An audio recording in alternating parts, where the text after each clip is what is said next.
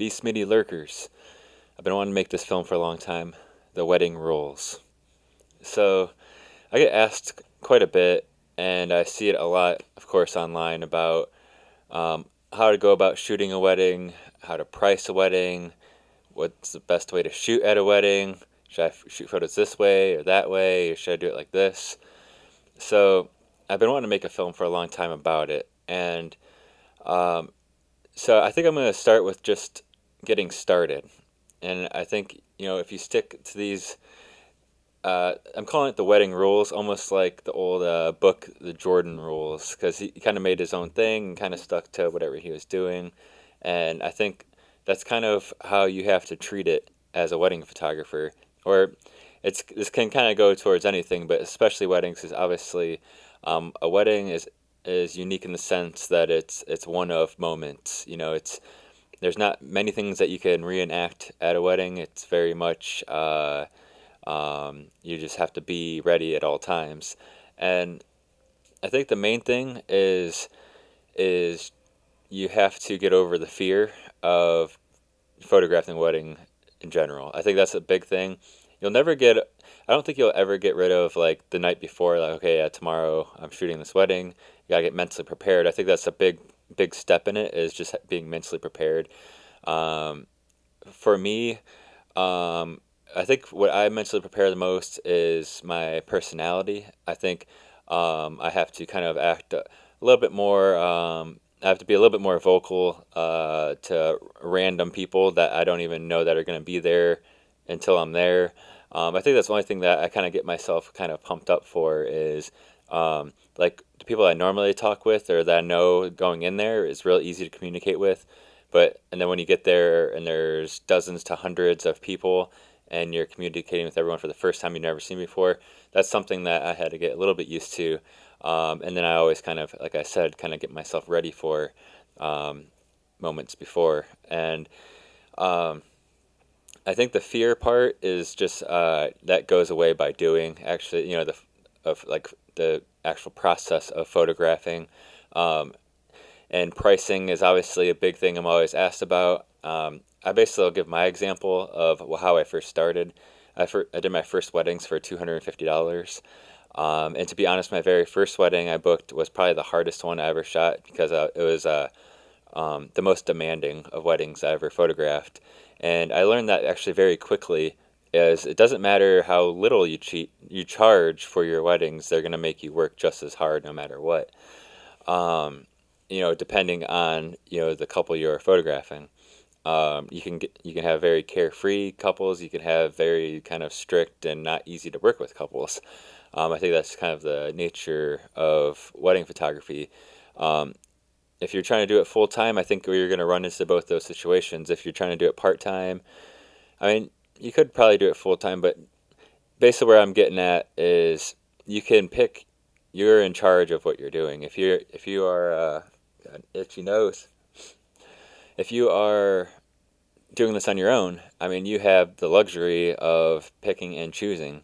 It's as easy as saying, I have that date booked. If the meeting you're having with the couple, if you're getting weird vibes, I just highly suggest not photographing them. I think it will save you a headache in the long run. And yeah, that's just my advice on that one. And so that is one thing to be very aware of is, charging cheap doesn't mean it's going to be an easy wedding. That's not how it works. I think you can help maybe expectations, possibly if you're kind of nervous of like actually what you're going to achieve.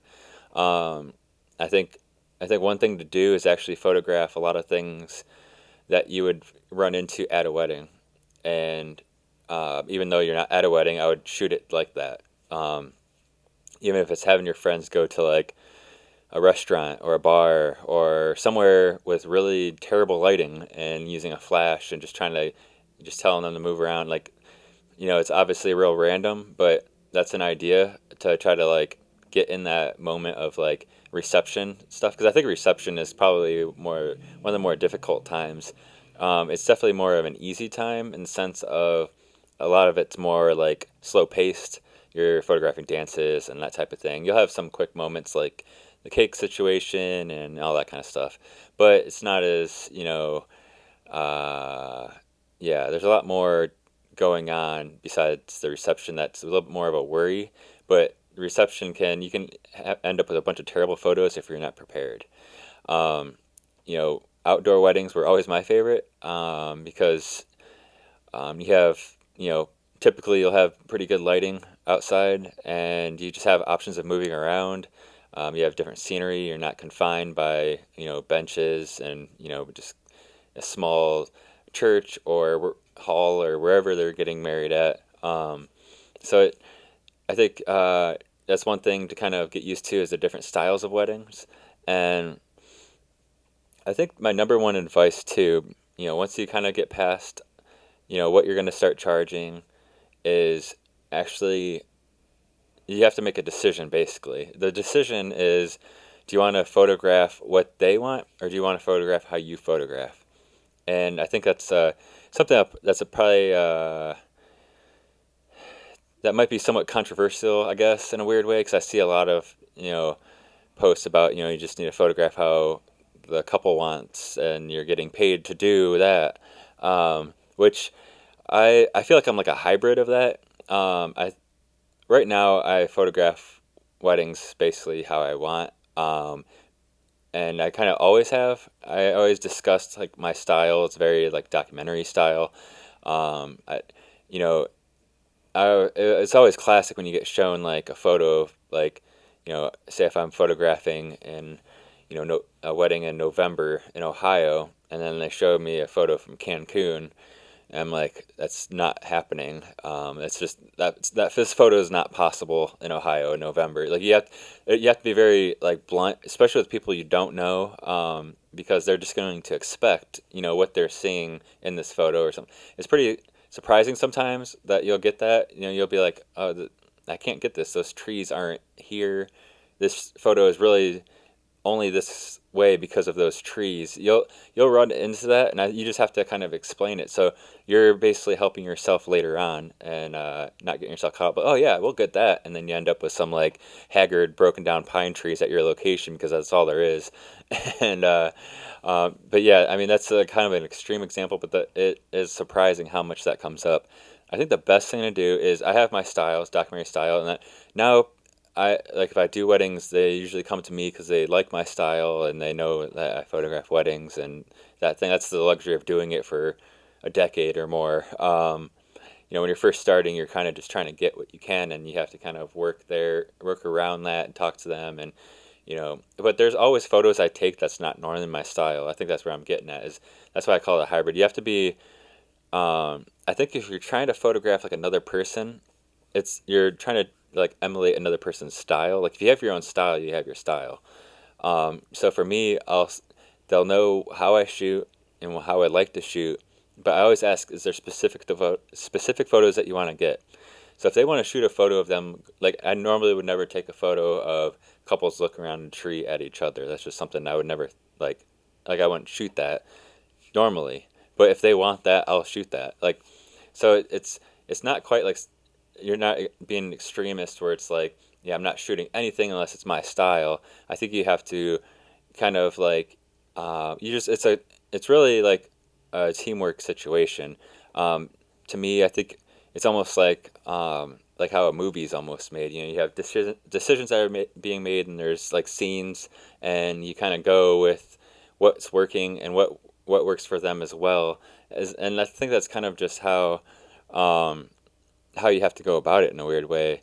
If that makes any sense, I don't even know if that made any sense. But I think it's just a collaboration, but you don't want to photograph the whole time in a specific way if you don't want to do it. One, you won't have fun. Two, you won't create the photos as good as the other person. Like if someone wants to hire someone and their style is extreme lighting, like they use four flashes and they have assistants and they have this whole thing, and then you're a one-man band, single photographer, one flash, that's just how you roll. You're not going to achieve those photos, and those photos aren't probably if you might like those photos, but I'm just saying if you don't like those photos, then like you can't like market yourself to the person getting married or a couple getting married that you can do that if you're not going to do that.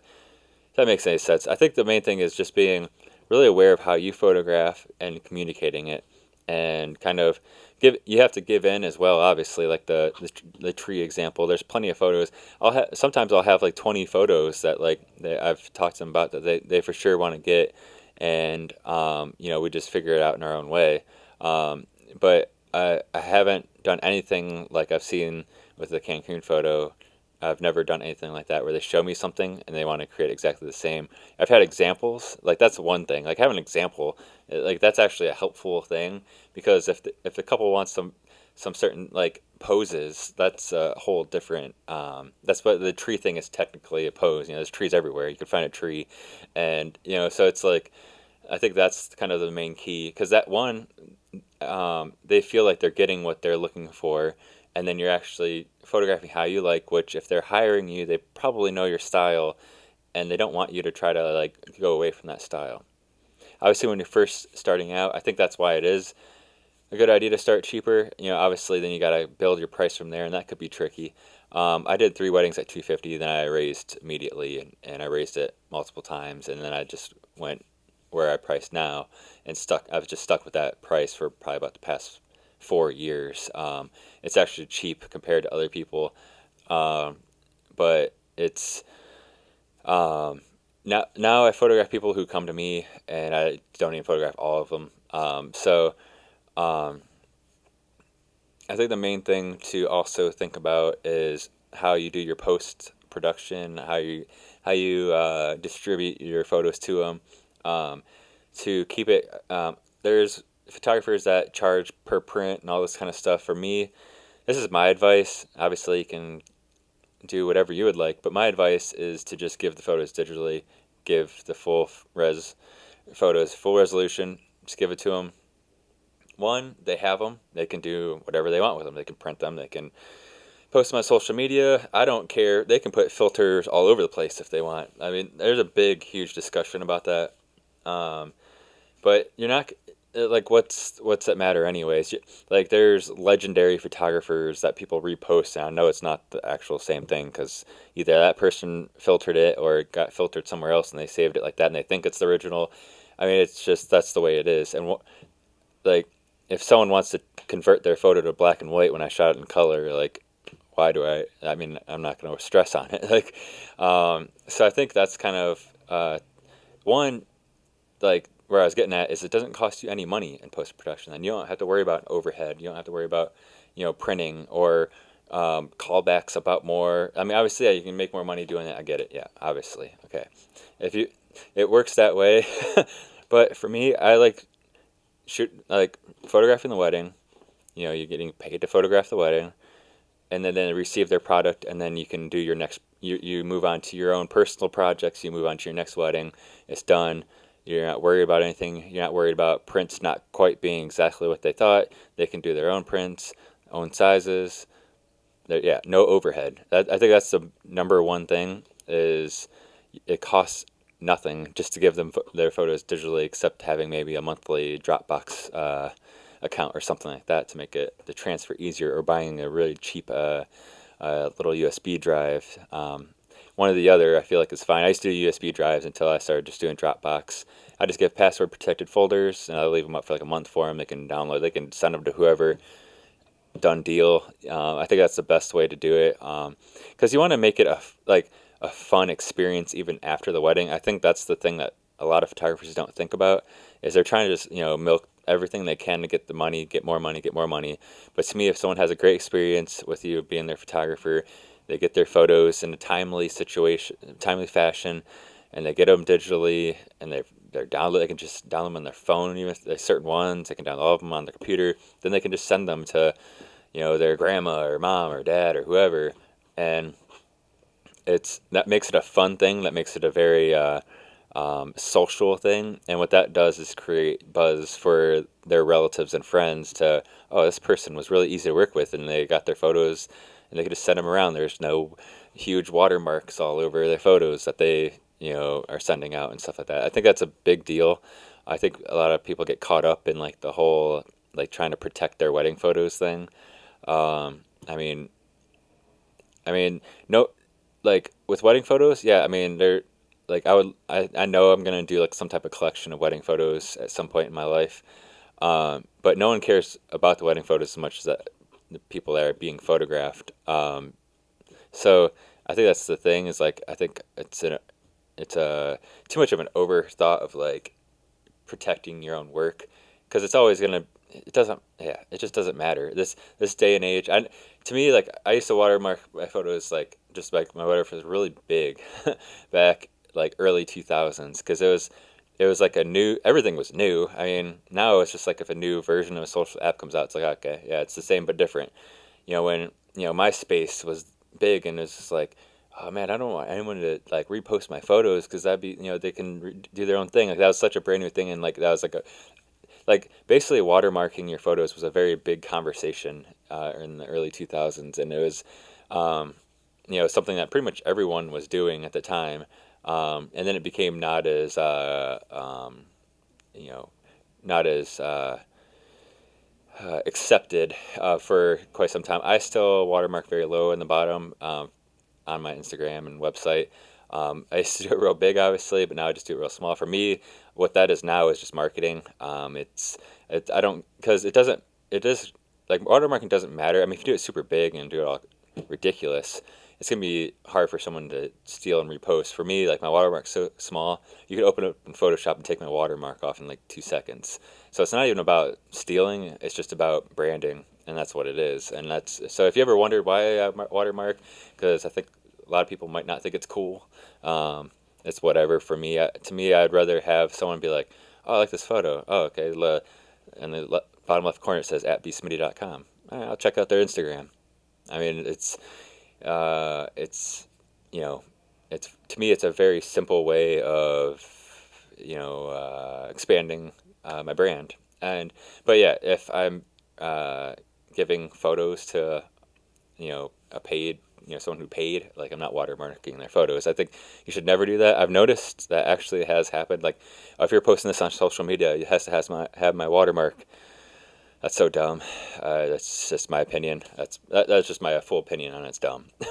Just um, you know you can I think it's much better to have it'd be nice like if you could tag me if you post the photos. Like I think that's more of like a better way to go about it. I think or like me, like if I repost it myself on my own website or my own things, like I'm gonna watermark it myself, but I'm not gonna only give them watermarked photos and make them pay for prints after they paid me to shoot their wedding. So the wedding rules has come into a full on conversation. So I was kind of just kind of hit points, but I think all this makes sense. I think you know photographing a wedding is very there's a lot to it and it doesn't the whole day never stops even though like when you have time like say during dinner like you're thinking about the next thing or the previous thing. One thing I've noticed from other wedding being at other weddings is do not get tied up in reviewing your photos in moments. I've noticed a few photographers really like just straight missing shots because they're too paranoid on reviewing the back of their camera. um, I think I think I mean once if you're shooting if you've shot a lot and you start shooting weddings and you're really like um what's the word am I looking for here if you're really confident with your photos taking your photos you shouldn't even have to worry about it. I guess maybe if for a few for your first weddings you want to make sure you hit those like good moments, but generally most moments at a wedding are already passed, like you're not going to get them again anyways. So you really need to be confident with what you're doing and not waste time reviewing. You review when there's like dead time for sure. Like during dinner if you want to review. I shoot a lot at a wedding. I shoot a bunch. Um, that's another thing that I think would be a good bullet point, even though I skipped the whole bullet point thing and just started going. Is I think volume actually matters. There's a lot of like weddings is a long day.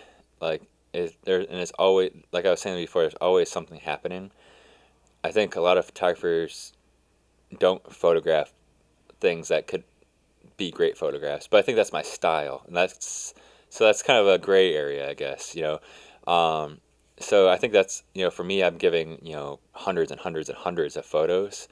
Um, and they might be slightly different, close to the same, but it's just different kind of angles of, makeup, or, the guys hanging out, getting ready. Like, I don't try find that one great moment, like every single, like, the different moments of a wedding. I'm not trying to find that one single great moment. I'm photographing all moments, and I think that's a great tip. I don't know if that could be a bullet point, because I think that could be in the style category. But that's a good tip if you are, if you are more of like, I need to, very like organized. I have these set exact photos, because there's definitely photographers out there. This definitely isn't a knock at photographers that shoot like this. Um, I think that's the whole thing of the wedding rules. The wedding rules is, from where I went back to the beginning, is your style. So your style is your style. But so this is just an example, though. If you're This could help if you're like kind of needing some extra content. So this is just like an idea, I guess, from my style to you. If you are more of like a, you stick to almost like a script. If you're like, I'm shooting these photos, I have this plan, I wrote these notes, these are the photos I'm getting, this is what I'm getting. Because weddings are interesting. Things happen. You can end up at a hall where you're supposed to be somewhere else for an extra hour because the limo driver's late. That's happened before. You can have weird stuff happen where you have delays. So you can have, a problem with your itinerary. And this is where you can kind of get those moments of people. Because I always notice, even in very stressful times, because every wedding has those moments where it's stressful, is there's actually a lot of laughter in that stressful time. It's very interesting. I think because it's such a happy day, anyways. I think like once that stress goes away, I think people even get more happier once that stress is gone, or they just moved on from it. And so there's always those great little moments. And there's also moments of like reflecting. Like that's my favorite type of photos to find. Is like I feel like almost every wedding that I've photographed, there's this like little times where like either the bride or groom's is really like thinking, and those are great moments. I think I always feel like those, like, at least my opinion. Obviously, all this is my opinion. So if you think otherwise, it's okay. But um, is that for me, I feel, say, 20 years. If I shot a wedding yesterday, 20 years from now, all of like the actual like main moments of a wedding that people think about aren't going to be their favorite photos. It's going to be those in between moments are going to be their favorite moments, because those are like real memories. I think those are going to spark real memories and real feelings. Instead of like a posed moment. That's kind of my opinion, but that's also gray area, my style, documentary style. So um, I think that's kind of yeah. I think that's a good explanation of that. I think for editing, I edit all my photos. I use Lightroom. I edit in my style. I don't edit. If they asked me to edit a certain way, I wouldn't do it. I've actually never had anyone ask me to edit a certain way. So that's kind of, I don't know if people had that you know question asked. If someone asked me to edit them all, like, I don't even know. I don't even know an example. I don't even change them to black and white. I edit how I want them in color. Um, and I just give them, there you go. Here's your digital download. So yeah, I kind of, what I do with editing, I make sure, tweak the lighting. I think that's kind of the main thing. Um, I'll highlight, just like kind of like the real basic, real edits. I'm not doing heavy edits. I'm not like layering it up with a bunch of stuff. I'm really making the original file, come to life is what I'm doing. I'm not really editing. I guess I should take, if I did say I edit my style, it's similar to my style, because I don't do too much of the actual like changing of how the photo looks. It's really enhancing the original image. That's basically what it is. I enhance the photos. That's probably the best way to say it. Is I just go through, enhance every photo, make sure the lighting is okay. Exposure is probably the main thing I look at. Because it can get tricky at certain weddings. Going, if you're moving around a lot. Yeah, I mean, especially some receptions when you're using flash and stuff. Different angles you can be. Yeah, it's it's a tough gig for sure, and I think you just have to be prepared. I think that's the main thing. I think that's the number one thing is being prepared with your gear, obviously, and mentally, and you have to make split decisions. There's no time to think like about settings. There's like I think you need to be real like when you walk into a place you need to know like okay yeah this is what I'm doing right now. I need to have this ISO this, and then take a few adjust if you have to, and then go from there. I think that's a nice thing about shooting with like a mirrorless camera or something like that. You have massive advantage over like a DSLR camera. Um, uh, DSLRs I would say those are faster and like a hair more reliable. Um, but the way mirrorless are now, like there's to me, it's no. I would I would go with the mirrorless for sure. That's just my opinion, of course. Everyone has their own opinion with cameras. I shot with DSLR more. I've shot more weddings with DSLRs than mirrorless, and I'm so happy every time I'm shooting a wedding with a mirrorless camera. It's just a pleasure to shoot with, and it feels like I don't know. It just feels right to me. Obviously, it's different for everyone. Um, and I would say too um, is to not worry so much. I think a lot of wedding photographers worry too much about like advertising. There's like, I think, which obviously advertising is a big deal. And but I've noticed, at least from what I've seen online, it's a lot of just like worrying about being on a specific wedding site. So that's kind of what it's not about just like advertising. I mean, you need to be known, but you don't need to worry about just being on a wedding site. I've never been on a wedding site, never even tried to be on a wedding site. I don't even want to be on a wedding site. I don't want to be clumped in with a bunch of random photographers. I just want to be my own person. Most of my weddings have been word of mouth or social media. And I think so. That's where I'm gonna. It's not to. I mean, you need to worry about getting yourself out there, but do not worry about those websites that make you feel like you need to be a part of them, or those conventions that you feel like you need to be a part of them.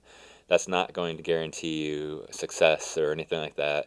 Obviously, if you're there and you run into people, great. Cool. It's nothing against them, but again, I just see a lot of people worrying about being a part of it, and it's completely not necessary, especially this day and age. I'm cutting myself off there. Talked enough.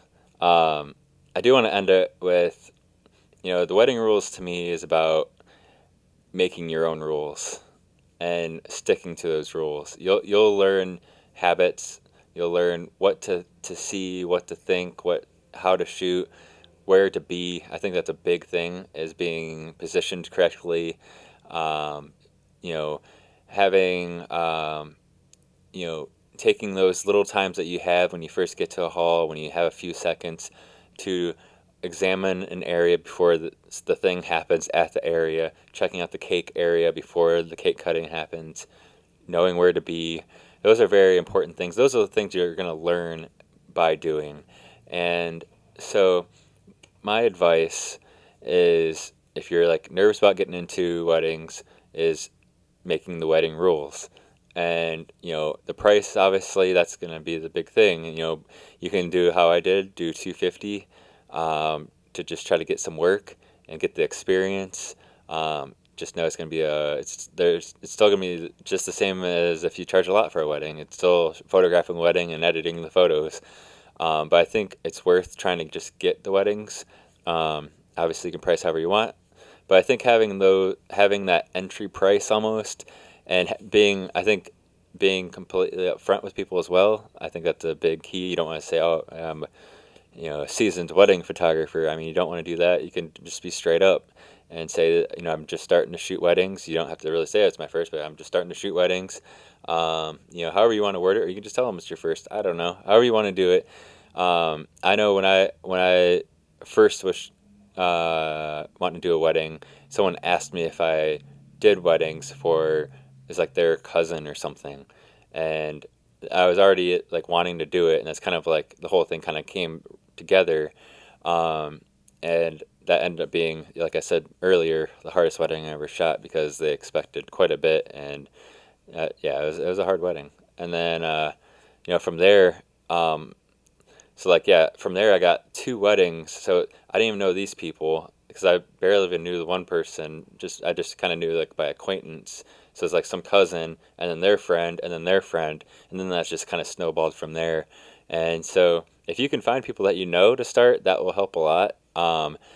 I had the kind of the foot in the door with the one person, but it was not definitely something that was easy because it was someone I didn't know. So luckily now with shooting them for so long, people I went to school with and all that, friends and friends of friends and all that kind of reach out. So it's nice that once you kind of get going. At first, it is a lot harder, but it is just getting it is just doing learning by doing just. And I think it is like being hyper aware of everything that's going on and just keep shooting. I think that's a good thing. That's a good kind of tip.